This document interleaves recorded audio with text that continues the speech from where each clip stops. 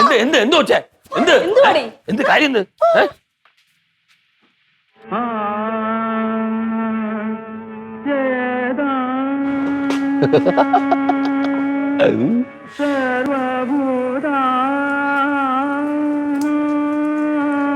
നമസ്കാർ. നമസ്കാർ. ആരും അതിരുവിട്ട് അമ്പരക്കേണ്ട കാര്യമില്ല. ചില കാര്യങ്ങൾ മനസ്സിനെ മതിച്ചതുകൊണ്ട് അതിൻ്റെ മന്ത്രണം എൻ്റെ ഉൾക്കാമ്പിൽ കൊണ്ടു, അത്രയേ ഉള്ളൂ. അണ്ണൻ എന്തോ കോപ്പറായ കാണാ പറയണം. കോപ്രായമല്ല മകനെ, ഇത് എൻ്റെ ഒരു പുതിയ ജീവിത പന്ഥാവ് വെട്ടിത്തുറന്നതിൻ്റെ ഒരു തുടക്കം മാത്രം. നീ അങ്ങോട്ട് ഇട്ടുകൊണ്ട് പോയ ഡ്രസ് ഇതല്ലേ? ജറൂർ നഹി മാമ. ഞാൻ പോകുന്ന വഴിക്ക് ഒരു കടയിൽ കയറി കാശ് കൊടുത്ത് ശുഭ്ര വസ്ത്രങ്ങൾ വാങ്ങി ധരിച്ചു. അപ്പോൾ നീ ഇട്ടുകൊണ്ട് പോയ ഡ്രസ് എവിടാ?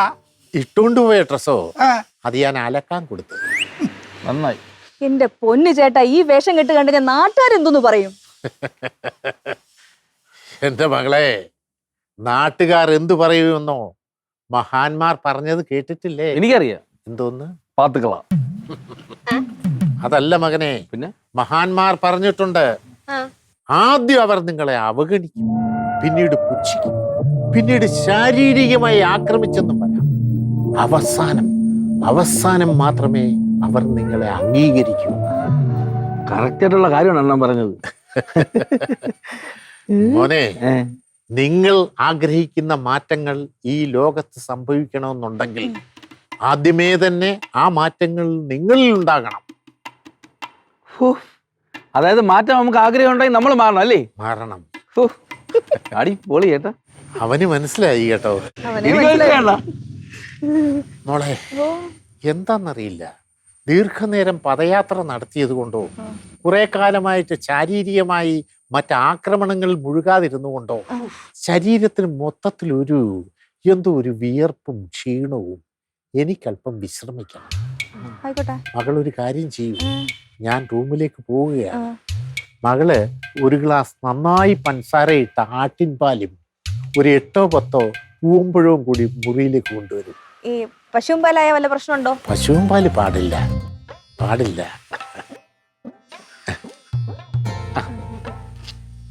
അപ്പൊ പോകട്ടെ. അണ്ണ പോവല്ലണ്ണ. എന്താ? എനിക്കൊരു കാര്യം അറിയാനുണ്ട്. കൊള്ളാം, പറയൂ. അണ്ണൻ സേവിച്ച ഐറ്റം ഏതായിരുന്നു? കൊള്ളാത്.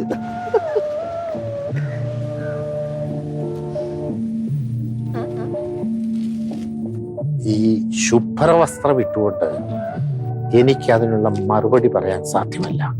അതുകൊണ്ട് ഞാൻ പോകുന്നു. അറിയൂ, 1945 വേണ്ട മണി വേണ്ട. മതിയോ? അവനാണോ കറി? മണിക്കൂട്ടിനെ വിളിച്ചാ നീ? ഞാൻ കുറച്ച് നേരമായി വിളിച്ചിട്ട് ഇപ്പൊ വരാന്നാണ് പറഞ്ഞ എന്റെ അടുത്ത്. അല്ല, അവള് പോയിട്ട് പറഞ്ഞു. വാ ചേട്ടാ.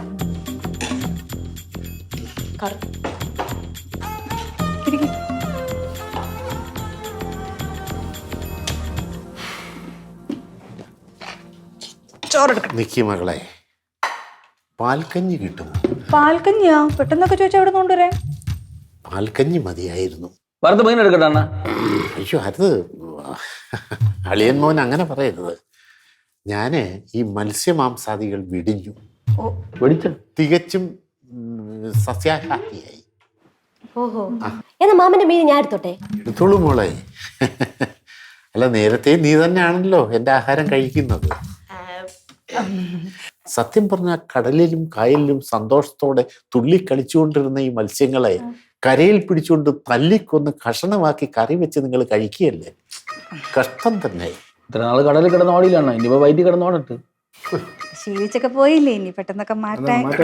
നാൽപ്പാമര കഞ്ഞി കിട്ടുമോ? നാൽപ്പാമര കഞ്ഞിയാ? നാൽപ്പാമര കഞ്ഞി നവരക്കഞ്ഞിയാണോ? ആ, നവരക്കഞ്ഞി തന്നെ. അയ്യോ, അതൊന്നും ഇല്ല ഇവിടെ, നവരരിയൊന്നും ഇല്ല. അത് ഞാൻ വാങ്ങിച്ചുകൊണ്ട് തരാം.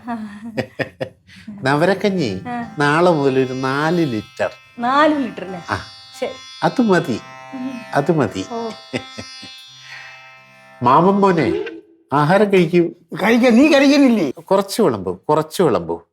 ആ നിക്കട്ടെ. വെള്ളമില്ലേ? വെള്ളം തോണ്ടിരിക്കണ ഫ്രണ്ടില്. അണ്ണാണോ? ആ എടുക്ക്. അയ്യോ, അത് വെള്ളത്തെ ഊറ്റിയല്ലേ എടുത്തത്? എന്തോന്നു? പപ്പടം ഉണ്ടാവുമല്ലോ ഒരെണ്ണം. എന്തോ നെയ്യമ്മോണ്?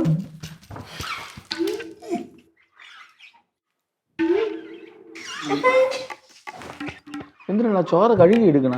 എന്തോന്ന് മണിക്കൂട്ടായി കാണിക്കുന്നത്? അണ്ണന് പല്ലുവേനല്ലോ ഉണ്ടോ? അളിയമ്മോനൊന്നും ഇത് പറഞ്ഞാൽ മനസ്സിലാകത്തില്ല. മൃഗീയമായ ആഹാരങ്ങളല്ലേ നിങ്ങൾ കഴിച്ചോണ്ടിരിക്കുന്നത്.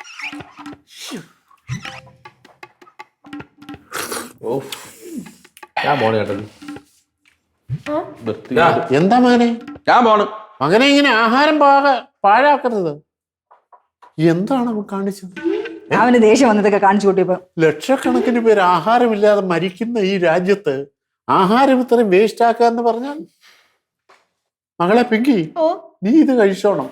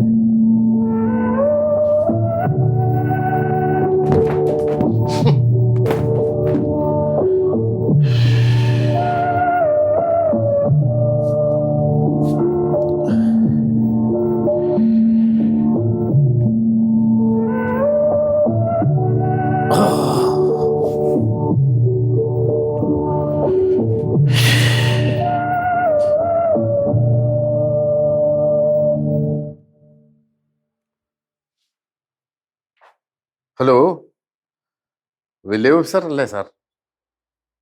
അതെ സാർ, ഞാൻ പുലിനട വീട്ടിൽ മണിക്കുട്ടൻ. ഒരു പ്രത്യേക കാര്യം സംസാരിക്കാൻ വേണ്ടിയായിരുന്നു ഞാനിപ്പോൾ ഫോൺ വിളിച്ചത്. എൻ്റെ സ്വത്തുക്കളെല്ലാം ഞാൻ സർക്കാരിന് എഴുതി കൊടുക്കാൻ തീരുമാനിച്ചു സാർ. അതിനുള്ള നടപടിക്രമങ്ങൾ എന്തെല്ലാമാണെന്ന് അറിയാൻ വേണ്ടിയാണ് ഞാനിപ്പോൾ അങ്ങയെ വിളിച്ചിട്ടുള്ളത്.